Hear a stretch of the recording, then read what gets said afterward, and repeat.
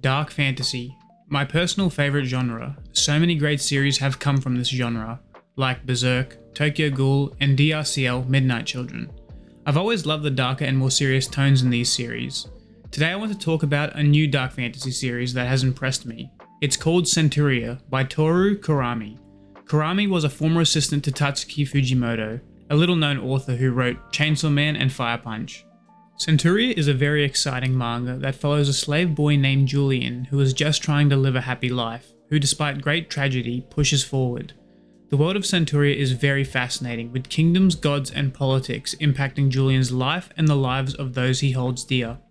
Spoilers ahead for the story and world of Centuria. Centuria starts with Julian fleeing from the man who has enslaved him. He sneaks onto a slave ship that is about to travel across a dangerous part of the ocean, the Alode Zone. Many ships have gone missing trying to cross it, and there's rumours that some sea monster takes sacrifices there. This reminds me a lot of the Bermuda Triangle. When the crew find Julian, they go to kill him, but the slaves plead for his life and offer up their rations if the crew spare him. The captain relents and welcomes him as the 101st slave. Later that night, Julian asks one of the slaves why she helped him, when he can't give her anything in return. She says that slaves aren't treated with basic human decency, so slaves need to look out for each other. Julian then sharpens a blade to clear his debt with the slave woman. He tells them about how his mother sold him to a blacksmith when he was young. He tells them about how he was mistreated and overworked. He then tells them that when he thought the blacksmith was going to kill him, he cracked his head open with a grindstone and fled. Julian mentions he's never been treated with compassion throughout his entire life. The woman he's talking to introduces herself as Mira. Mira and Julian get along well and spend most of their time together. Mira is pregnant and expecting soon. She mentions she doesn't mind suffering for the rest of her life if it means her child can live a happy life. Julian then feels a tightness in his chest. This whole time he thought it was normal for a mother to sell their child and has no idea what a mother's love feels like. When he realizes that mothers like Mira exist in this world, he becomes upset at the fact his mother was heartless and never cared for him. Mira then wraps her arms around Julian, embracing him. She tells him that even in a world like this, love and kindness do exist. So I beg you, don't give up on your fellow man. The next day, Julian offers to take on Mira's work as well so she can rest and deliver the baby safely. Later that night, Julian and Mira talk and he praises her for being an amazing mother. Mira then reveals that she lost her other son. He protected her from slave traders and died trying. She blames herself for his death. She worries if it's even possible for her unborn child to find happiness in this world. Julian then reassures Mira that a child loved by a parent like her will find happiness. He then embraces her and tells her he's praying for her baby's happiness. Later, Julian worries he will never have a meaningful bond with anyone like Mira has with her child. The thought of that scares him. Later, Mira calls Julian over and they share a moment staring at the stars. Mira asks Julian if when they are liberated and free, if he would like to live with her. Julian is moved to tears by her proposition. He says he will think it over, but his decision has definitely been made. Later that night, they fall asleep together. Unfortunately for our characters, this is a dark fantasy story. The ship begins to be pulled by some current deeper into the Alode Zone. The captain says we will lighten the load and do it here. The captain gets his crew to attack one of the slaves. The captain then tells them that if they die, he gets insurance money, and out in the dangerous ocean, there won't be any witnesses. This whole time, the captain has intended to kill the slaves for a quick profit. The slaves begin being slaughtered by the crew. The captain is surprised that every slave tried to protect Julian and Myra. The captain approaches Julian and Myra to finish them off, only for the rain to freeze in midair. Something has joined them. Large tentacles raise up behind Julian and Myra. They morph into this eldritch-like monster and ask, "Do you seek my blessing?" The monster begins explaining the conditions to receive its blessing. The conditions are 1. You must sacrifice a large number of souls. 2. You must sacrifice a pure love. The creature says either Julian or Myra can sacrifice their pure love, meaning whichever chooses the other to kill will receive the blessing. The monster waits for them to decide. Myra is clearly struggling with the choice and doesn't want to lose her child. Julian, on the other hand, has made his choice. He double checks with the monster that the one left behind will survive. Julian has resolved himself to sacrifice himself to save Myra and her baby. He tells her to live a happy life and begins walking towards the monster. As he leaves, he gives Myra one final smile.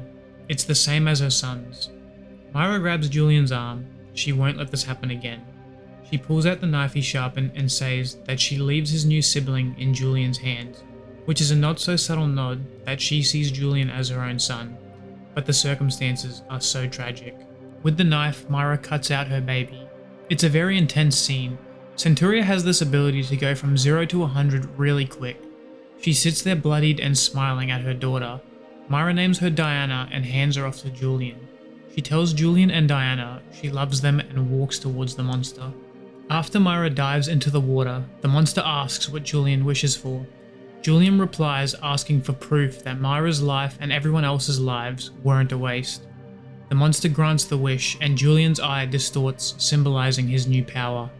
The captain orders his men to kill Julian and the monster. Now to interrupt quickly, it was around this point that I didn't think the monster was just a dangerous creature in the ocean. I think a more accurate description is that it is some kind of god that rules over the sea. I mean, it can freeze people in place, grants wishes via sacrifice, and tells Julian that sea creatures will no longer bear its fangs at him, meaning it has some otherworldly control over the sea. So for the remainder of the video, I will refer to it as the god of the sea. In a burst of smoke, Julian instantly dashes towards the captain and pins him to the wall, his eyes flashing with his newfound power, leaving markings across his face. Julian isn't sure what this power is until the sea god reveals that he has been given the power of all 100 slaves, or their agility and strength has been mixed into him. With this new power, Julian slaughters the crew with ease. After his fight, he goes to comfort Diana, only for a spear to pierce his neck. The captain faked his death, waiting for Julian to drop his guard. But Julian isn't dying. The sea god then tells Julian that you have also gained the lives of the 100 slaves, so he's basically immortal. The captain begins pleading for his life when he realizes he can't kill Julian. Julian quickly finishes him off before leaving with Diana.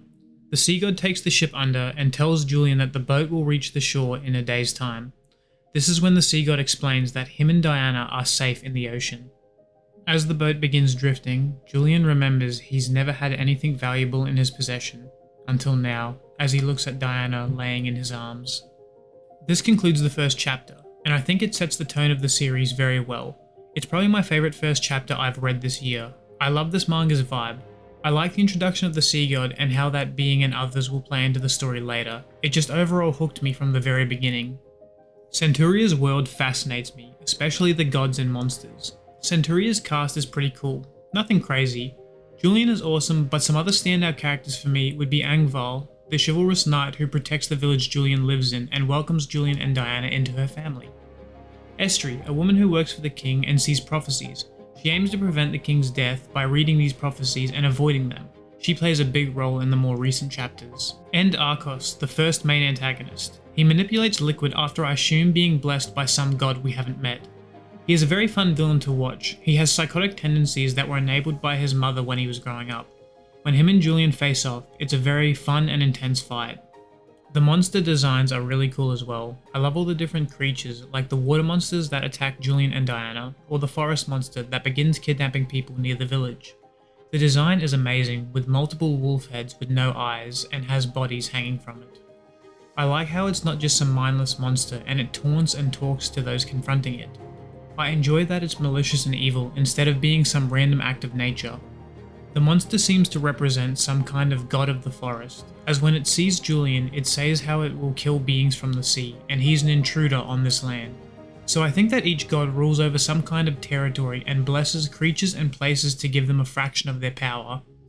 I'm really interested to see where the story goes with the gods and where Julian and Diana fit into this conflict. Julian is a good protagonist. I think it's a little too early to say he's great. He's hardworking and super protective of his family. I do like that he isn't averse to fighting and is all for being ruthless when the situation calls for it. I'm going to spoil some major events in the recent chapters, so skip to the conclusion if you don't want to be spoiled.